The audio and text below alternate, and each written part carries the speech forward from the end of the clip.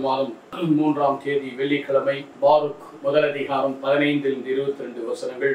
இதோ அந்த நிலைமை என்ன என்பதை குறித்து 21-22 வசனங்கள். நம் கடவுளாகிய ஆண்டவர் நம்மிடம் அனுப்பி வைத்த இறைவாக்கினர் வாயில் பேச சொற்கள் எவற்றுக்கும் செவி சாய்க்கவில்லை. மாறாக நாம் தீய உள்ளத்தில் நடந்தோம், வேற்று தெய்வங்களுக்கு ஊழியம் செய்தோம், நாம் கடவுளுடைய முன்னில் தீவினை புரிந்தோம். என கருமையானவர்களே, கடவுள் அவர்களை இஸ்ராயல் மக்களை அடிமைத்தனத்தில் வெளிக்கொண்டு வந்து வாக்களிக்கப்பட்ட தேசம் கொண்டு வந்தார். இருப்பினும் கூட இறைவாக்கினருடைய நடத்தியும் கூட அவர்கள் கீழ்ப்படியவில்லை. தீய உள்ளத்தின்படியே வேற்று தெய்வங்களுக்கு ஊழியம் புரிந்து ஆண்டவர் முன்னில் தீயன செய்து பாவம் செய்தார்கள் என்பதை இங்கு சுட்டி காட்டப்பட்டிருக்கிறது.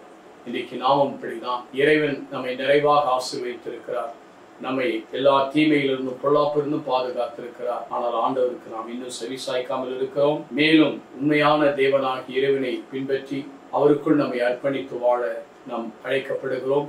இந்த உன்னத அழைப்பை ஏற்று வாழ இறைவனிடத்தில் ஒப்புக் கொடுப்போமா?